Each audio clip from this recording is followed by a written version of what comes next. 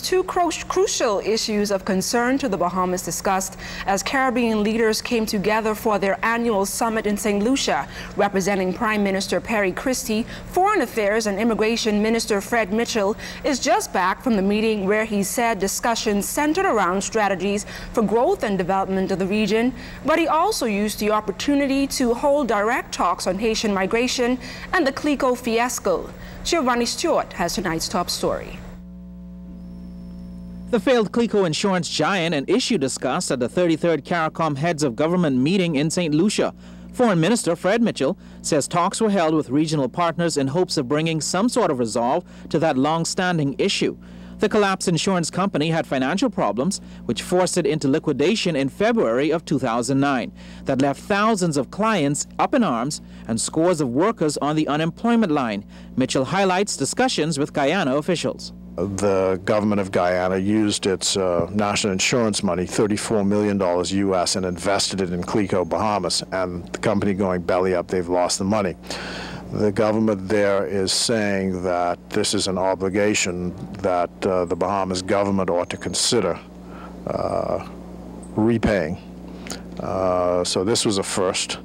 The basis upon which they're doing it is suggesting that our regulators were somehow deficient and therefore there's a default on us. At the moment, in looking at it, it really appears to be a matter of private law, not public law, and not government to government, because this was, after all, a company, an investment in a company. But, you know, they raised the issue, and so it's a matter which we shall have to consider.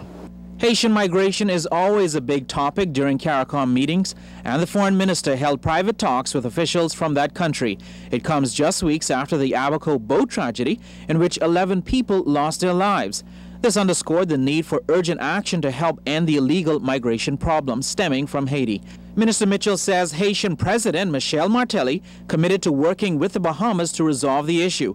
In addition to beefing up border patrols in the southern Bahamas, Mitchell says improving trade relations will be a key strategy. They raised the issue of the trade protocols which presently prohibit the importation of agricultural goods directly from Haiti. For example, Haiti produces high-quality mangoes which are exported to the United States, inspected by the FDA of the United States, but we can't import them directly to the Bahamas.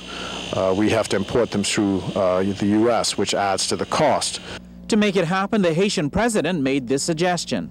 So they're saying, look, if you get your phytosanitary protocols in place, which would allow the direct export of agricultural goods from the north of Haiti, where most of the migrants come, with an investment in that area, this might be a way, an economic stimulus to keep people at home. Of course, we're interested in that. There's a memorandum of understanding which was signed between the two governments a few years ago, and we're trying to see if we can revive that and get that started, which would mean putting customs officers down in Port-au-Prince to actually help with the inspections and working with the Ministry of Agriculture here to try and see if we can get those issues resolved. Giovanni Stewart, ZNS News.